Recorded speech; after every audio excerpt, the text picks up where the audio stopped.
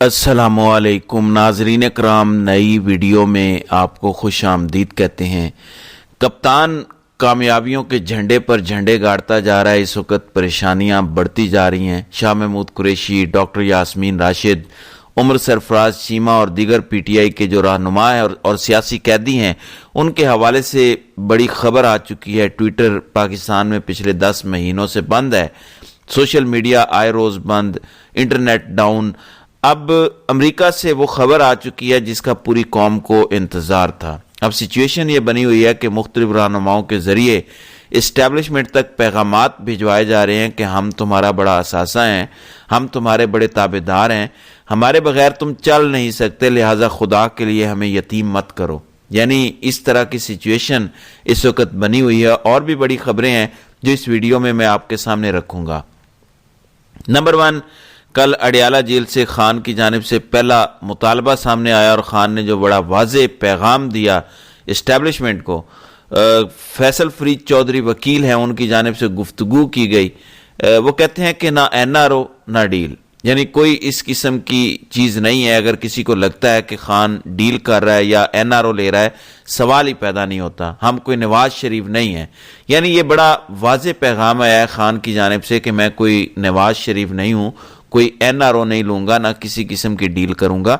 उन्होंने कहा कि खान अपनी रिहाई से पहले अपने कारकुनान की रिहाई मांग रहे हैं, चाहे वो पसे पर्दा मुज़ाकरात हों, चाहे हुकूमत वाले मुज़ाकरात हों। खान कहता है मुझे रिहा करो ना करो कोई मसला नहीं, मेरे रहनुमा रिहा होने चाहिए। और उसके बाद सेक्रेटरी जनरल पीटीआई के सलमान अकरम राजा जो हैं वो कहते हैं कि इमरान खान की रिहाई सबसे आखिरी रिहाई है, बाकी तमाम असीरान की रिहाई हो जाए तो फिर उनकी भी रिहाई होगी। शाह महमूद कुरैशी, डॉक्टर यास्मीन राशिद, मियां महमूदुर रशीद, सेनेटर एजाज चौधरी, उमर सरफराज चीमा और दीगर सैकड़ों कारकुनान की जमानत होने देना चाहिए ताकि मामलात आगे बढ़ सके। तो ये खान का एजेंडा नंबर 1 है कि मेरे लोग रिहा होंगे, उसके बाद कोई दूसरी बात होगी।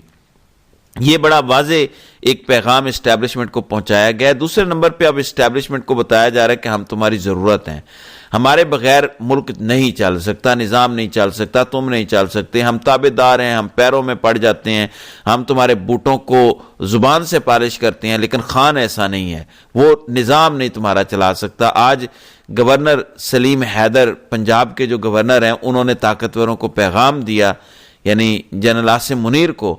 वो कहते हैं कि आज जो सिस्टम चल रहा है, अगर आसिफ जरदारी को माइनस कर दिया जाए तो ये सिस्टम 4 दिन नहीं चलेगा। बताया जा रहा है कि आसिफ जरदारी बड़ा जरूरी है, ये निज़ाम 4 दिन भी नहीं चलेगा। छोड़ें शहबाज शरीफ को, बिलावल को ले आए, हमारे ऊपर दस्ते शफकत रखें। किधर आप चल पड़े हैं, मुज़ाकरात करने में लगे हुए हैं, आप हमें भूल गए, हमें भी हिस्सा दें। तो बेसिकली इस वक्त अपनी अपनी बोलियां लगवाई जा रही हैं और इस्टेब्लिशमेंट को मिन्नत और तरला किया जा रहा है कि खुदा के लिए हमारे हाल पर रहम करें। फिर रोज तो आप देखते हैं पाकिस्तान के अंदर इंटरनेट डाउन होता है।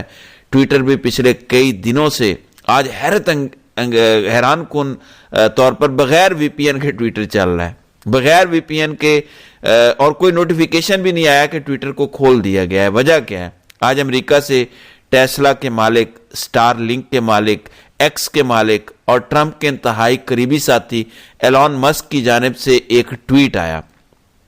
पाकिस्तानी एक खातून है सनम जमाली, उनकी जानिब से एलॉन मस्क को टैग किया गया और कहा गया कि पाकिस्तान में बड़े बुरे हालात हैं, आए रोज इंटरनेट बंद हुआ होता है, इंटरनेट की पूरी कौम को ज़रूरत है ताकि हम भी दुनिया के साथ आगे बढ़ सकें, हम कहीं पीछे ना रह जाएं। तो खुदारा आप पाकिस्तान को जो आपका सैटेलाइट इंटरनेट सिस्टम है स्टार लिंक, वो हमें भी दें ताकि हम भी मुस्तकबिल में आगे बढ़ सकें। तो इस पर एलॉन मस्क का ट्वीट आया, कहते हैं कि we are waiting for approval from the government, कि हम तो गवर्नमेंट से इजाजत का इंतजार कर रहे हैं कि गवर्नमेंट इजाजत दे दे। इसका मतलब यह है कि ट्रंप का करीब तरीन साथी, पूरी दुनिया के अंदर आईटी और बिजनेस के हवाले से एक बड़ा टाइकॉन एलॉन मस्क को सब पता है पाकिस्तान के अंदर क्या हो रहा है। तो लिहाजा अब उनका ट्वीट आया और सबको पता चला कि इसका मतलब है कि अमरीकियों ने पाकिस्तान के तमाम तर मामलात पर नजर रखी हुई है। तो ट्विटर पर भी पाबंदियां हट गई, अचानक से वो चलना शुरू हो गया। और इस ट्वीट, हालांकि ये मुख्तसर सा ट्वीट है, इस पर अब कई इसके तर्जुमे हो रहे हैं, इसको मुख्तलिफ नजरों से देखा जा रहा है कि ये क्या ایلون مسک کو سب پتہ ہے اور ٹرمپ کا بڑا قریبی ہے پاکستان کے اندر انٹرنیٹ، اور انہوں نے اجازت بھی مانگی ہے. اب امریکی اجازت مانگیں اور غلام اجازت نہ دیں یہ تو ناممکن ہے. لہٰذا اگر سٹار لنک پاکستان میں آ گیا تو پھر پاکستان میں انٹرنیٹ کی سپیڈ جو ہو جائے گی اور پھر یہ پابندیاں کام نہیں کر سکیں گی. لہٰذا یہ ایک بڑی خبر ہے، بڑی ڈیولپمنٹ ہے. پہلے بھی آپ کو میں نے بتایا تھا کہ 6 جنوری کے فیصلے کے حوالے سے مختلف ٹاؤٹ یہ دعوے کر رہے ہیں کہ وہ فیصلہ نہیں آئے گا، وہ فیصلہ نہیں آنے جا رہا. حسن ایوب کی جانب سے ایک دفعہ پھر سے بیان آیا، کہتے ہیں کہ 190 ملین پاؤنڈ کا فیصلہ 6 جنوری کو بھی نہیں سنایا جائے گا. حیران کن طور پہ یہ خبر تو کورٹ رپورٹر جو ہوتے ہیں انہیں دینی چاہیے، یعنی اسٹیبلشمنٹ کے ٹاؤٹ اس طرح کی خبریں دے رہے ہیں تو کیا فیصلہ اسٹیبلشمنٹ نے دینا ہے یا جج صاحب نے سنانا ہے؟ ناصر جاوید رانا نے یہ فیصلہ لکھنا ہے، جاری کرنا ہے، یا یہ خبر جی ایچ کیو سے آنی ہے یا جی ایچ کیو نے فیصلہ دینا ہے؟ لہٰذا پاکستان کے اندر عدلیہ کی کیا اوقات ہے، کتنے جوگے ہیں یہ، کیا جسٹس یحییٰ آفریدی کو ہوتے ہوئے عدلیہ کا کیا تماشا بن رہا ہے، یہ اب کسی سے ڈھکا چھپا نہیں رہا. حسن ایوب کہتے ہیں کہ فیصلہ تحریر ہونے میں مزید 8 سے 10 دن لگ سکتے ہیں، یعنی فیصلہ 13 یا 14 جنوری کو آ سکتا ہے. اگر ٹاؤٹوں کو پہلے سے پتا ہو تو اس کا یہ مطلب ہے کہ فیصلہ محفوظ نہیں بلکہ غیر محفوظ ہے.